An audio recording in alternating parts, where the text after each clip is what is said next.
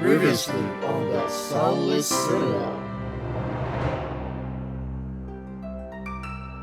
Roma is gonna take care of a few pests, teaching them a lesson or so. Watch closely, and you might learn a thing or two. Especially, and then she turns towards Seeker, how to skin a cat. And thus no man is free from his ambitious finger.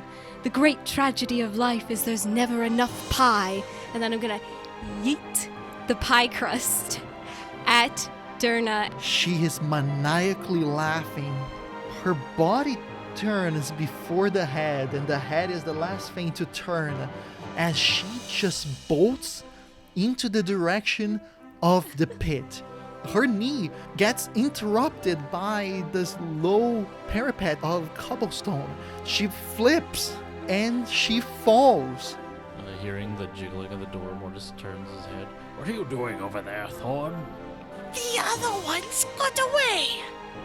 Yes, but we can't concern ourselves with that. We must push forward before they return with reinforcements. He must be punished. I know that Gale doesn't seem like a good person, but if we really want the goblins to not attack us and sway them to our side to go against the druid, we shouldn't be killing their leader mercilessly. You approach this individual with Yorick in hand, and as you say hello, the creature finally looks at you. It turns around with its robes, and you see the skull that is within being propped up by weird green vines. And let's roll for initiative. Throughout the vastness of the multiverse, there lies a tavern. As you approach its doors, you catch bubbles of laughter that rise and burst into cheers as colorful groups of travelers find comfort in their bonds. As you head inside, the smile of the tavern keeper greets you. They're an otherworldly being with a bluish, corporeal form.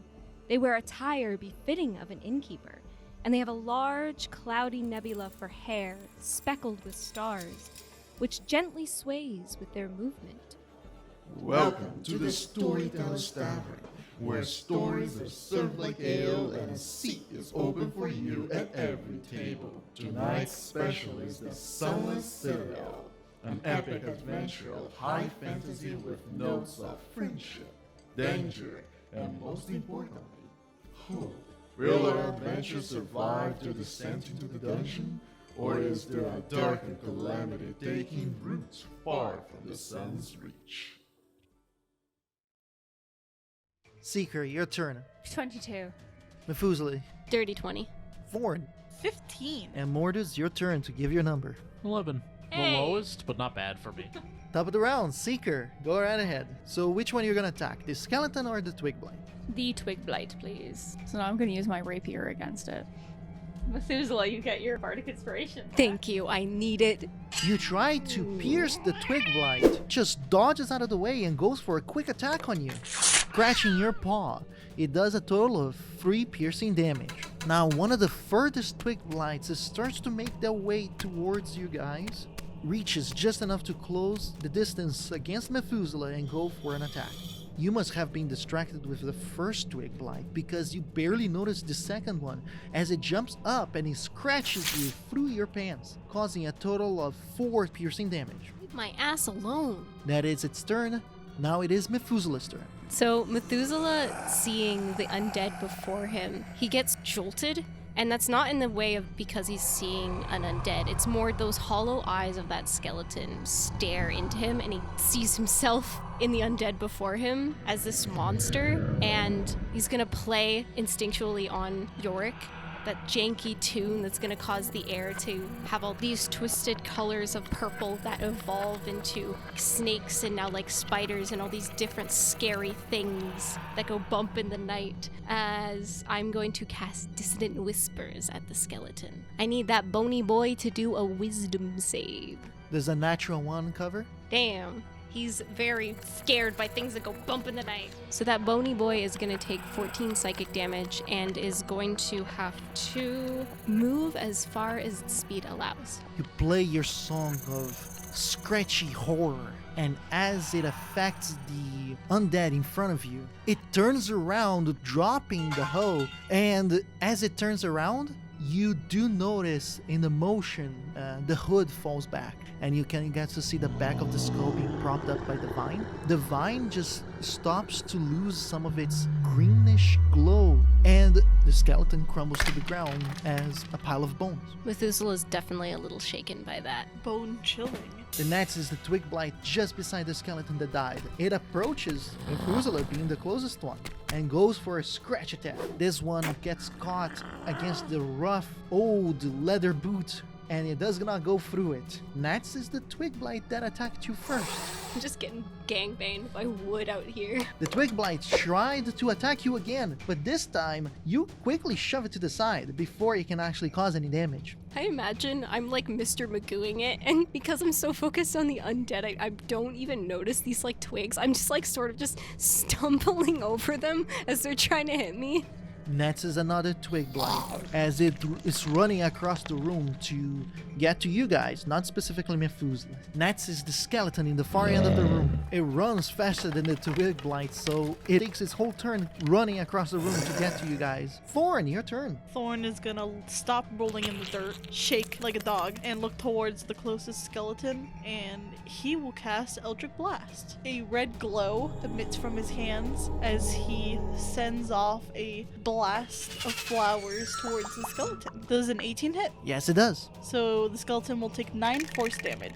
Powerful blast of your flowery eldritch blast hits its chest. It makes it stop mid-run before it can continue forward. He has not killed it though. Thorn spins around in a circle and goes, yeah! 2 twig blights ascend from the earth and continues to go towards you guys. Hasn't been able to approach it yet. Then it's the other skeleton in the far end of the room, which runs past the twig blight, engaging with Methuselah and attacking. What is he attacking with? This one is a rake. Ah. The rough wood plus the thin pieces of metal actually impact against the side of Methuselah, doing some damage. It does a total of 2 bludgeoning damage. Next is Mortis. Sir, what would you like to do? He's gonna rush forwards. The most recent skeleton to hit Methuselah is actually just 5 feet away from you. Yeah, Morris is gonna make a beeline for him and slash at it with his sword. For one. Thank you, I appreciate it. You either roll well or you roll a natural 1. Instantly rolls a 1. I'd like to thank Mortis for giving me back this bardic inspiration, although it would have been nice if he would have killed the skeleton. It's alright, my friend. I will leave this out of the song that Methuselah is writing for you. What I'm gonna say is that as you approach the skeleton as fast as you can, you shift your way to be able to pull the sword out. But unfortunately, this uneven, rough, dirt ground is treacherous. There is kind of a hole in your path. You dig your foot into it and you lose the balance, completely losing your attack. Next is the skeleton closest to you guys that wasn't the first one. He approaches, walks past both Urki and Mortis, beelining towards Seeker. Urki, though, does have an opportunity attack on this guy as it walks past him. Urki looks at the skeleton just walking by and he goes, "By Lirta!" And then he just whacks it across its chest, causing a total of 2 bludgeoning damage. But even though it takes the damage, it continues moving towards Seeker. And it goes for its attack. It stabs you with its spade, but it's a crude spade, and you have better clothing, so absorb some of the damage. A total of 2 piercing damage is inflicted upon you. The twig blights from that skeleton that just approached the Seeker now starts their turn in combat. This one approaches Mortis, being the closest one to him. It tries to attack you, but in the motion of you losing your balance, it puts your shell directly in front of the little twig, and the little twig just tries to scratch your shell, but nothing happens. Urki's turn. Urki then looks at the skeletons starting to surround both Seeker and Methuselah. He holds onto his holy symbol and he goes, "Okay, get back!" Then he stops as he's looking towards Methuselah. And then he just goes towards the closest skeleton instead and goes for hitting with his club. Doing some damage, but this skeleton doesn't seem to even demonstrate it. Lastly is the little twig that approaches Urki from behind and goes for a scratch attack, causing a total of 3 damage on Urki. Top of the round, Seeker. I'm going to use my rapier on the twig blight. 19 to hit. That is a hit. Roll for the damage. 15 piercing damage. You quickly do a slash and it cuts the little twig in half. Alright, next is one of the twig blights that are attacking Methuselah. Another scratch that is able to go past Methuselah's protective clothing, doing a total of 3 piercing damage. Methuselah, your turn. I think Methuselah is going to still be a little bit struck by the faces of the undead and just close their eyes, and they're going to play a comical, clownish tune, try to settle their mind in a weird way. The sound waves are going to appear in the air and then just get hurled at the skeleton as I cast Vicious Mockery. There are currently 2 skeletons around you. There's one on your left and one behind you. Which one would you like it to hit? Which one looks more damaged? The one behind you has been hit by Urki. I'm going to do Vicious Mockery on that one, and I'm going to use Sorrowful Fate. So it needs to be a charisma saving throw. Total of 4 for the saving throw. That fails. 8 damage, and it is plagued with regrets. It suffers a considerable amount of damage as you feel that as you're playing your music, it almost like shakes and makes its movements less fluid, but it continues to stand. You hear in your voice, Methuselah, "No, little mouse, you have to be darker." Anything else you'd like to do? Cry a little bit. Next is the twig blight in front of Methuselah. It tries to go for an attack. Natural 1. It tries to attack you and it creates perfect opportunity for you to strike back. Go for an attack. I want to stomp on it. 19 to hit. It's a hit. 1 damage.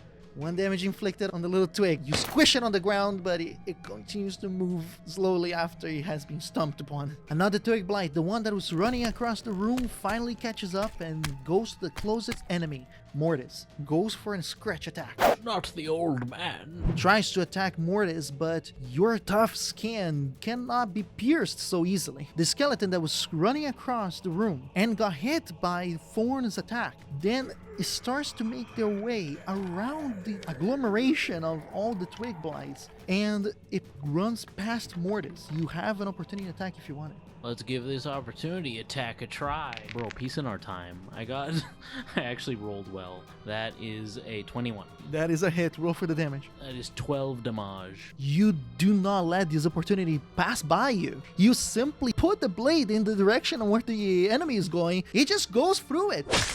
And as it does, the strength of your character is enough to literally create an obstacle unmoving by the creature. As it impacts against that blade, it undoes itself. Next is Thorn. Thorn is going to grow fangs and claws as this blue hue glows around him, and these fangs and claws drip with acid as he uses Primal Savagery. Does a 25 hit? Yes, it does. Roll for the damage. The skeleton will take 6 acid damage. You do powerful, maddened attacks towards this robed skeleton and obliterate it to the ground. Next is the twig blight that was running across the room, trying to catch up. The twig continues to run just a little bit closer to Seeker, but not enough to engage. Next is another twig that decides to go around some of its twiggy companions and positions itself just in between Urki and Mortis. And it's gonna attack one of the two. It does hit Urki with a quick claw attack. It claws him in the face. Ah! Next is the skeleton as it brings down the shovel on you. Methuselah, you actually sidestep it and you're able to avoid the danger. I really imagine Methuselah is really Mr. Magooing it now because they have their eyes closed. Mortis, your turn. So Mortis is gonna adjust himself after tripping and just going off the adrenaline of killing that one skeleton. He's gonna turn to the nearest one. Are there any around him that haven't been damaged yet? The one in front of you is the last skeleton. All right, he's gonna make a beeline for him, do an overhead slash It's a 9. You go for an attack, but unfortunately, it does not hit the creature as it puts their shovel in front of the path of your blade. It protects it, but it destroys the shovel. So everyone around Mortis sees as soon as his strike doesn't connect, there's a glint in his eye, and then he immediately shifts his position, grips his holy symbol, and he begins to glow with like a white aura, and you just hear him speak sternly. "Oh, she, goddess of the dust, turn the tides of battle so that we may slay these abominations." And I'm going to use my channel divinity to cast Turn the Tide.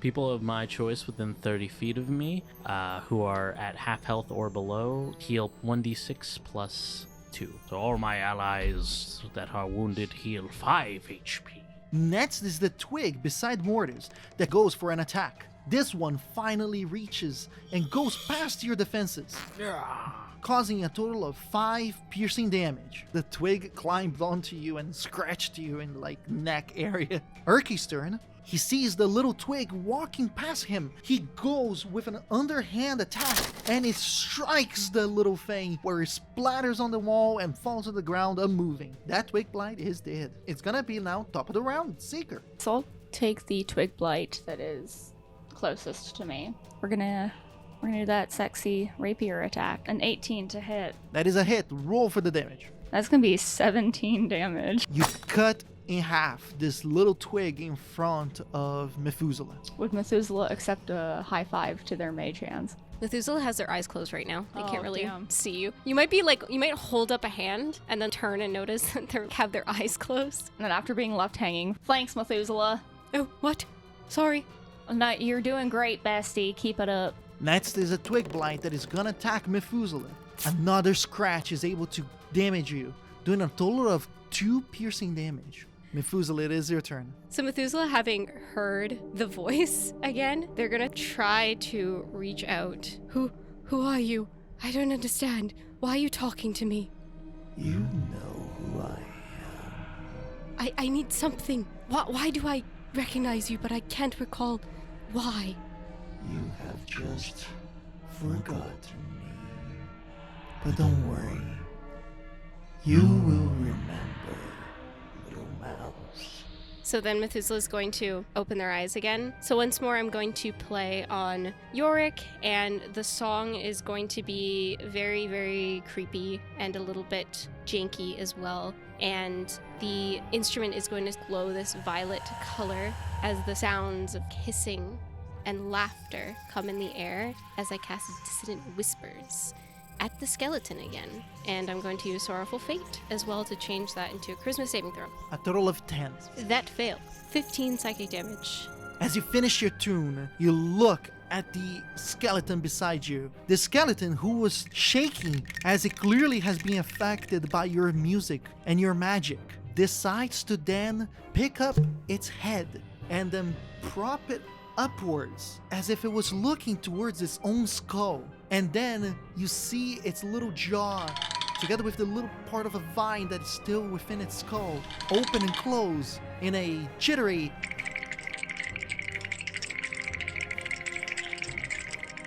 and as it finishes, the glowing green aura of the vine loses its brightness, and with it, it falls, losing its strength, and the pile of bones spreads on the floor. Next is the twig blight, closest to Mortis and goes for a claw attack, but unfortunately, it cannot pierce the tough skin of Mortis as he's motioning to go for his next attack. Next is Thorn. He is going to do what he does best as a warlock. A red glow emits from his palm as he raises it and blasts flowers at the twig blight, casting Eldritch Blast. That is a 17 to hit. That is a hit. Roll for the damage. I got max damage, so 15 force damage. You shoot the Eldritch Blast onto the little twig, and it goes into a small little explosion of pieces of bark and flowery petals. Thorn starts dancing and grabbing dirt in his mouth and throwing it and spinning around. And he is very pleased with himself. Just imagine Mortis turns and the ground beside him just explodes. Finally, the little twig blight that has been spending all the combat running across the room reaches Seeker. It tries to attack you, but it overshots, and you're able to see the attack so easily. You sidestep it, and the scratch does nothing. Mortis, your turn. Mortis is gonna ready his blade behind him and he's gonna scrape it across the ground, just trying to slash at one of the two. That is a 10 hit. Unfortunately, you miss it. You hit the ground, throws dirt upwards, but the creature's still there in the same place. Mortis will let out an exasperated growl, like, "Argh," and then he's just gonna end his turn there. The same creature that you just attacked goes to attack you instead. Thankfully, your blade was really close, so as it tries to scratch you by jumping upwards and do its claw attack, you're easily able to put the blade in front of its way and parries him. Urki's turn. Urki then decides to approach this twig blight that is fighting you and flanks it. And just like one of those desperate old people with a swatter trying to get a fly, it hits on the ground as quickly as it can and it's maxing, but the thing still stands up. Top of the round, Seeker I've got the one little tree blight, right? in front of you. Yeah, so I'm gonna go for my rapier attack with it. That would be an 8 to hit.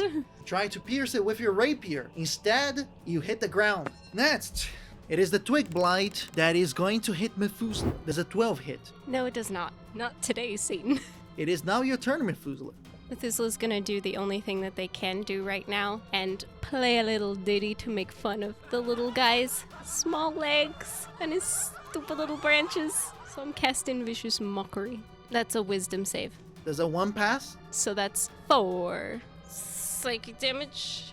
And then disadvantage on the next attack roll. The little creature gets affected by your ditty, and as it shakes itself, receiving the damage, it goes to the ground and curls up, and it dies. Can I move around Seeker to try to hide behind them? That will provoke an opportunity attack. It goes for a quick claw attack as you take your opportunity to sidestep, and it's not fast enough to hit you. And you are able to move behind Seeker, and then you notice that Thorn is behind Seeker, so you move behind Thorn. Next is one of the twig blights. It goes to surround Mortis. Now it is flanking with the other twig. It's gonna attack with advantage Mortis. But as the little twig goes to attack you in the back, your tail quickly bashes it out of the way, and it does not cause you any damage. Thorn, your turn. Primal savagery time. Fangs grow.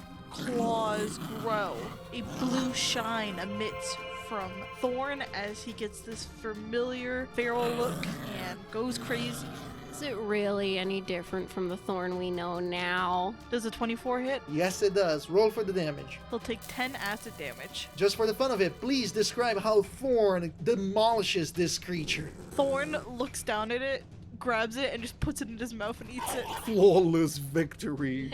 Thorn just goes, delicious! This is the twig blight in front of Seeker. It's gonna go for an attack. The twig takes the opportunity as you have just struck the earth with your rapier to climb onto the rapier, onto your arm, and scratch you just at the nose. An excruciating amount of pain. 9 piercing damage is inflicted upon you. He got a nat 20, didn't he? Mortis, your turn. Alright, Mortis is going to raise his sword over his head. He's trying to like directly stab it down into the one between him and Urki. Do so. You have advantage for flanking. That is a 14 to hit. That is a hit. So that's 16 damage. Describe to me how you obliterate this half-broken twig that is in front of you. He raises his sword over his head in a stabbing motion. He's like, "Take this, you abomination!" And he just stabs it into the ground, bisecting the creature in 2 halves. And so it does. Cutting in half, the 2 pieces are on the ground, unmoving. That's why you don't mess with me. Urki in front of you goes, "Good job!"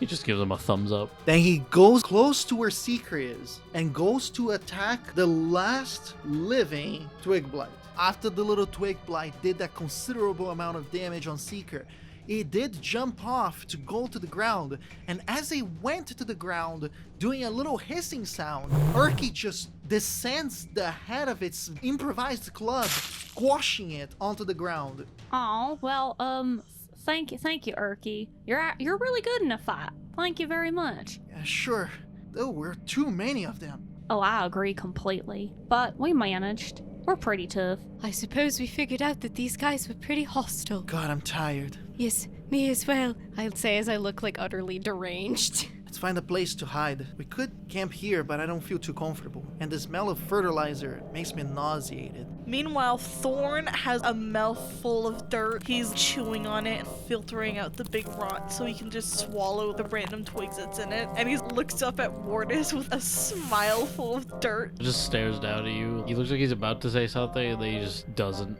Just walks away. He follows you and is offering you a handful of dirt. Like, take it. It's very good. Take it. I'm good, Thorn. It's very good. I had breakfast this morning. It's fine. Not as good as this dirt. Let me explain to you guys now that there are 3 passages from here on out. There seems to be 2 doors. One is across the room from you, and the other one is on your left, and a cave opening on your right. Which one do you guys pick? Could I do a roll to see if I recognize this place and maybe get a clue of where these doors might lead to? Do a check for me. History? Yes, with advantage. Once again, natural 20. Faint, long memories start to surge on your head, more like a gut feeling than anything else. It seems that cave entrance is new. Probably some sort of cave-in that created it. Those doors, I sort of remember that one being a sort of laboratory entrance, and the other, not a good place, a shrine. Not the best place to go. Probably a dead end, but maybe a safe place to stop and rest. Either one might be okay. I think the cave might take us further down, perhaps. Well, I vote on the shrine then. These people don't seem to be associated with the dragons, except for the kobolds, but I don't think the kobolds are down here. Maybe there's no goblins there? Thorn says with a mouthful of dirt, Yes. Thorn, swallow your food before you talk. he half swallows dirt, half spits it out. I agree that the shrine would be the best place to go. It will be a dead end, though it may send Methuselah back into a very big staring state, unless we blindfold you. No, I don't really like the dark. I like to see. I would prefer to be able to see. Then just stare into my eyes the whole time. They're very bright. As I've said before, you have gorgeous eyes. Yes. Are you sure you're gonna be okay if we go to the shrine, Methuselah? I know sometimes that, dragon things can bring back some not great memories for you. Well, I think now I sort of want to remember more, oddly enough. There's many gaps in my memory, so I don't mind what comes if it means that it'll be a good rest for all of us. Yeah, I agree. I kind of want this to be dealt with, and they're gonna gesture to the gash on their nose. I don't really want Faith to see me in this state. What would I have to roll to try to see what exactly the skeletons were gardening? Do for me a nature check. Thorn is doing that. Can Seeker go and take the hoe? You grab the hoe. We are going to a garden after all, so you never know, and gardening tools will come in handy. We might have to fight the druid with garden tools. Methuselah gets a bardic inspiration back because I rolled a 1. They are making piles of smelling dirt everywhere. It's so weird. But oddly delicious. Thorn is perplexed with the thoughts and curiosity in their head. Yeah, Thorn stares at where they're gardening and then just shakes his head and looks back towards everyone and goes, Well, someone does not know what those were gardening, but maybe let's go and just have a nice little sleep. You guys then head towards the door, towards the shrine. Opening it, it dawns upon you that there is darkness inside of this place. And as you open the door, the light from the fungi illuminates 5 feet within this very dark hallway that has no light source whatsoever. I'm gonna say I'm clutching Yorick like it's a teddy bear. Mortis feels something crawling up his back It's the familiar weight of Thorn, and he sits inside of the nook on like a shoulder ride and lights up a torch for Mortis. For the first time in a decent amount of time, Thorn sees Mortis smile. Thank you, my friend. Yes, for you. Some light for your eyes. I appreciate you. And he gives you a small head pat. He kind of leans into it like a cat. You guys walk 40 feet ahead in this hallway when you guys notice something unexpected. There is a chasm on this hallway. You look down with your torch. It's not too deep, but it must have dislodged the rest of the hallway, as you can see the entrance on the other side, 15 feet across the chasm. Urki looks at that. We could go down with ropes and stuff and try to the other side, but couldn't we just as well sit here? Yes, of course, we could do that. We do not have a very good track with pits. Let us not tempt fate inside of this pit. Well, just keep Seeker and I away from the edge and we should be fine. Hey, that wasn't my fault. With that, you guys basically agree. Make yourselves comfortable just at the ledge, and now you guys take a long rest it is. Alright guys, just let you know, we actually leveled up. Woo, we're level 4! We're just a little bit stronger than before. And with that, we are gonna proceed into the adventure. I need you guys to figure it out now, in what order you will do the watches. Me and Thorn are gonna do a watch, and then Mortis, Seeker, and me, because I do not sleep, are also gonna do a watch. Before Mortis goes to sleep, he's gonna pull Methuselah aside for a moment. Be careful with Thorn. He's been a bit unpredictable lately since the Marquis came back into his life. Yes, I've sort of noticed that. I think I have a weird plan to sort of learn more about the Marquis, and maybe what we can do to help Thorn. Well, if you can do anything to help, I would greatly appreciate it. Yes, I'll see what I can dig up. As you guys go to sleep, Methuselah and Thorn best situate themselves in this area. So I need you guys to do perception checks. I got an 18, which actually isn't that bad. I got a 19. We're very perceptive tonight. Usually we're not. Quite perceptive indeed. You guys are aware of any motion and any sound that takes place within the area. And then your watch begins. How are you doing, Thorn? Are you feeling well? Happy? Oh yes, Thorn is always happy. Happy all the time. Yes. That's good to hear. So, I was thinking. You think?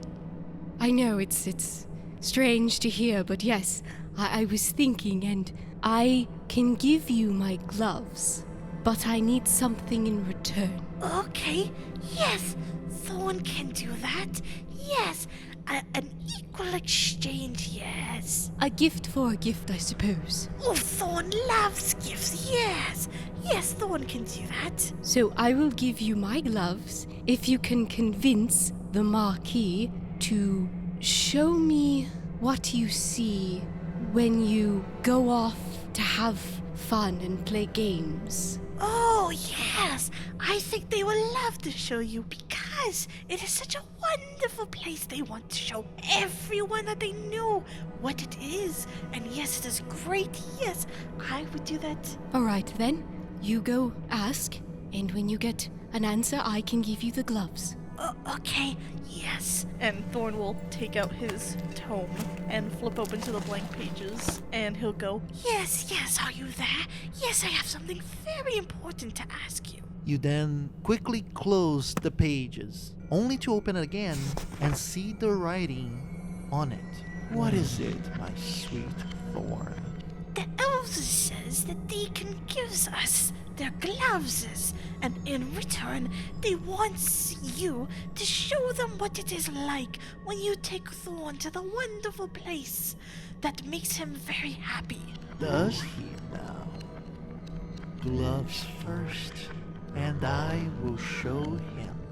Thorn will look at Methuselah with a big smile and go, Yes, they will do it as long as I have the gloves. All right, then I will give Thorn my gloves. So as you grab the gloves, you whisper in your own special way, These are for you, Only the most special things for you. And with a blink, Methuselah sees Thorn's eyes, the same as the Marquis' eyes. I grab Yorick and hold Yorick tight. And at the very same moment that you grab Yorick tight, Thorn just opens his mouth wide and swallows the gloves. In one quick and swift maneuver, it is gone within its big mouth. And with a quick blink again, Thorn is back to normal.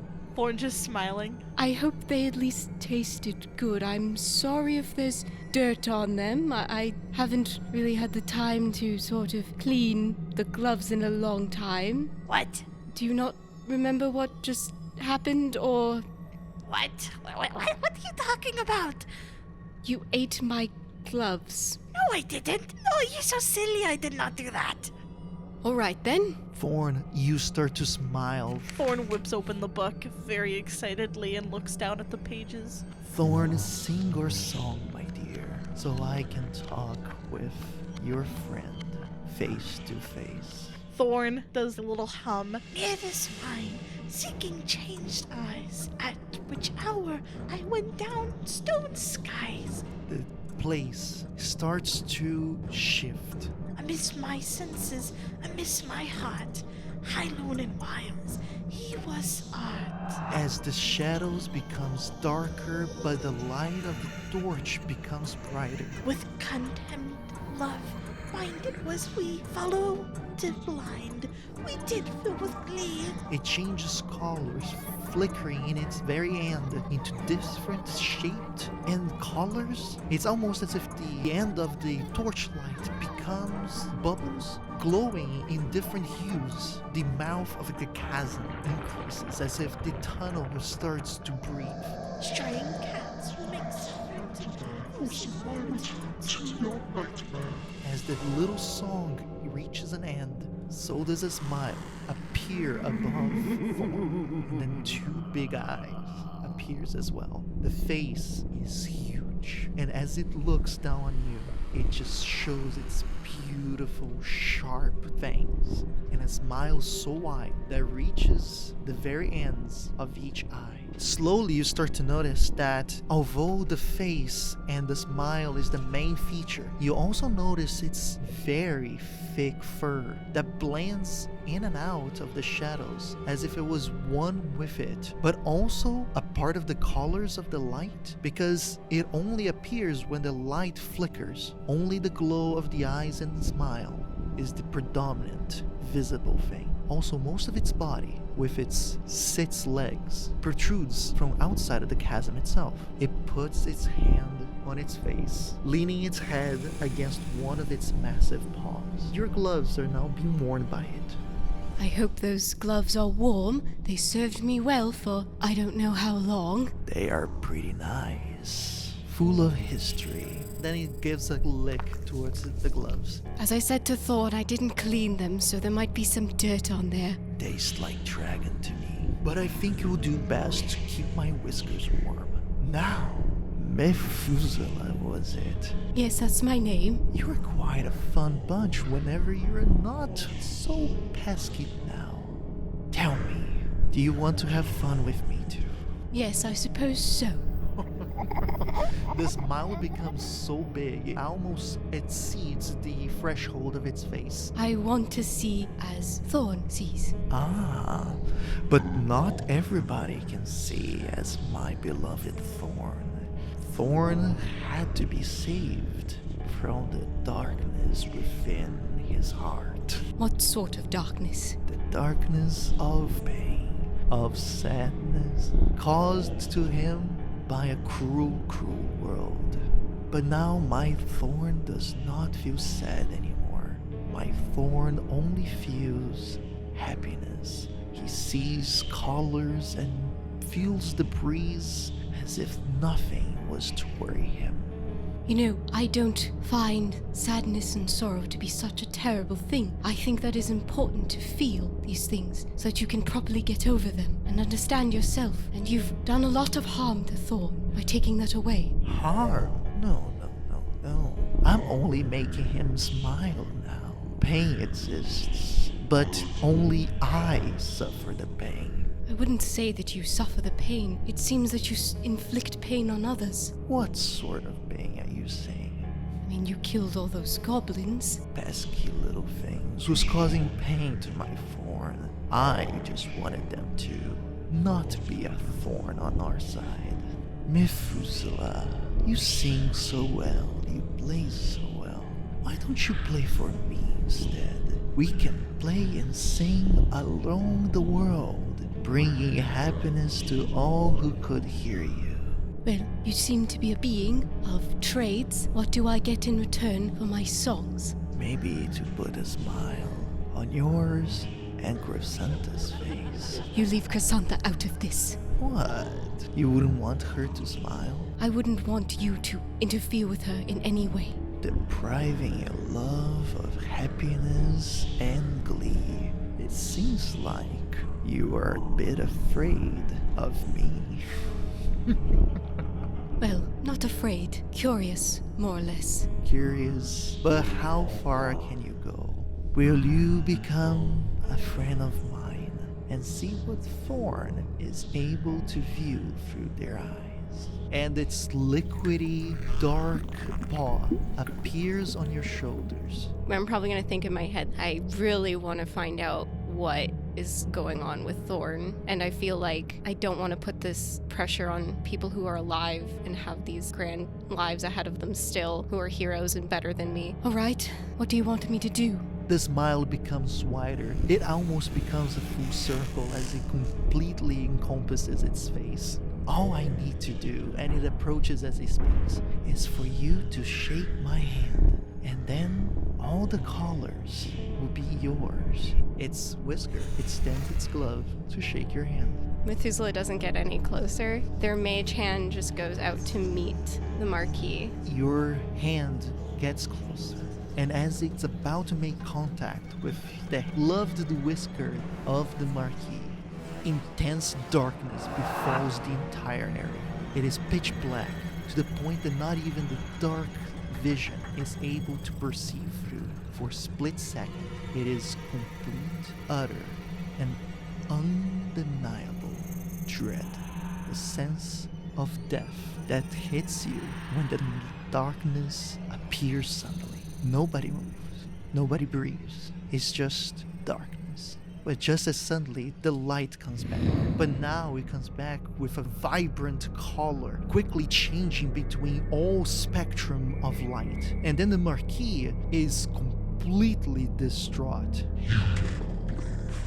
What happened? I You think you can just be a part of me when you already belong to someone else? You wanted to meet the Marquis Sadelyn, the one who takes the pain away, who pleasures of others' pain. You want to be mine when you were the seconds of others?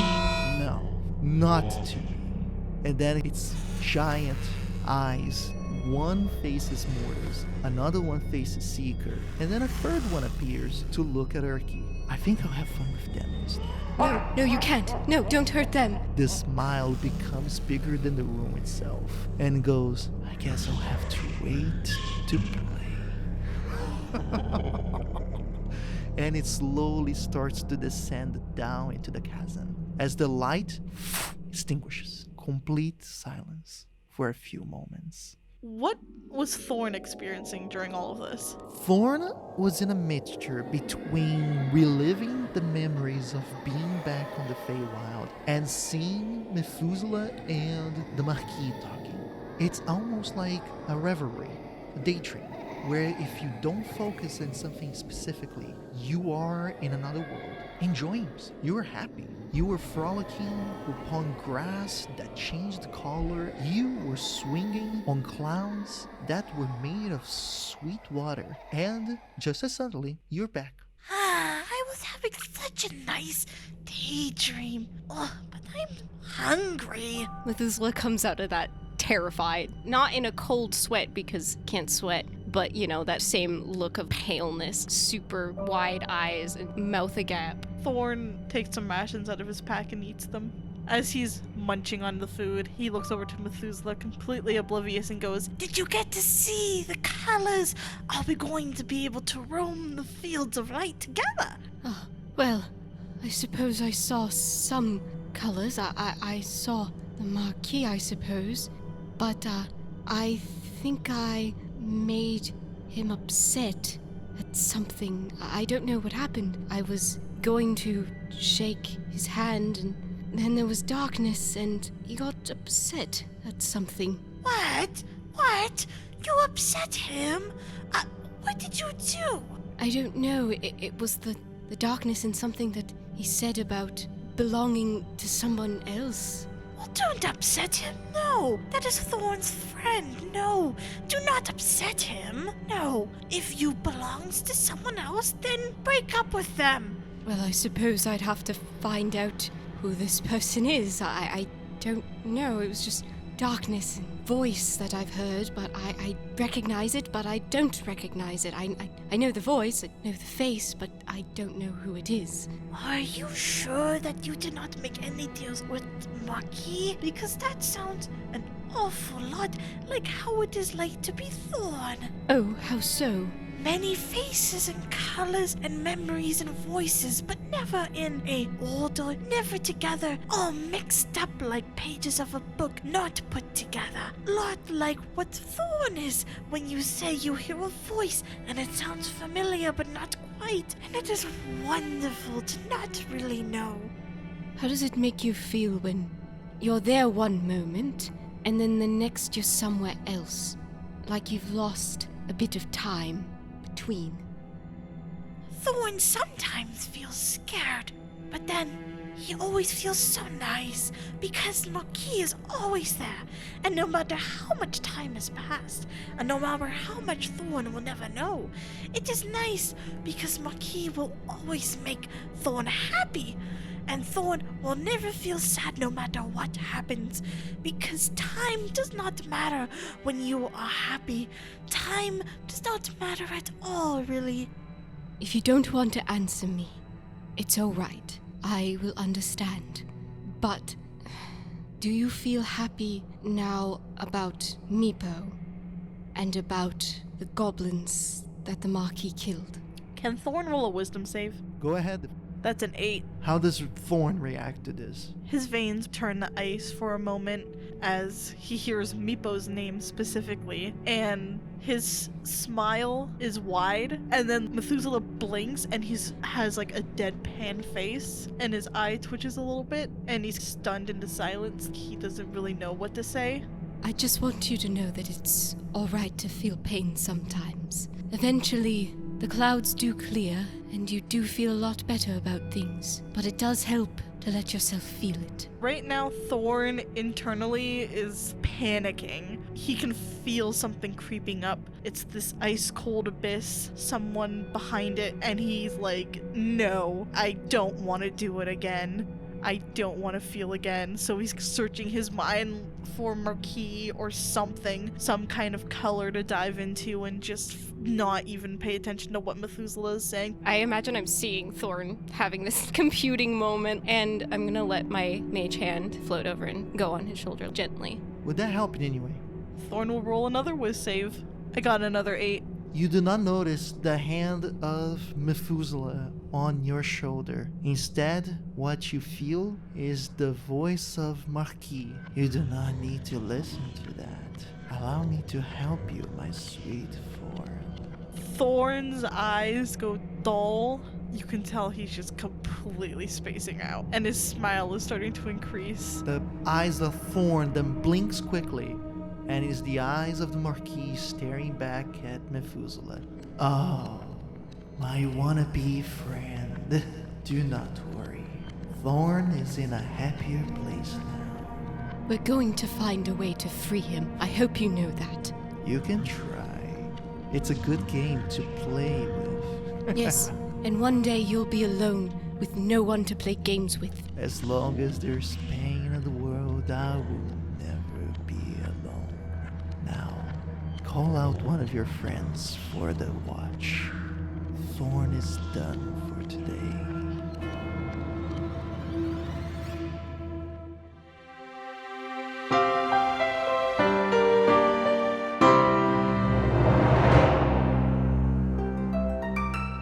Unfortunately, you've reached the end of this episode of the Sunless Citadel. Thank you so much for listening. Subscribe to us on whatever app you use to listen to podcasts, and be sure to catch the next installment of the Sunless Citadel every Thursday at 12 p.m. EST. If you like the show, please consider leaving a review. It's a small way to show your support that goes a long way. To connect with us, follow our social media accounts, and if you'd like to support us, you can head over to our Patreon to join the conversation, view sneak peeks of our next project, and discover our fantastic bonus content. Our intro score was created by Patrick Gordon from Off the Beaten Path Musical. The Sunless Citadel can be found in Tales from the Yawning Portal by Wizards of the Coast, and the world of Nosso Mondus was created by Pedro Stockler. Thanks again for listening from all of us at the Storyteller's Tavern. Now take this bardic inspiration for your next adventure.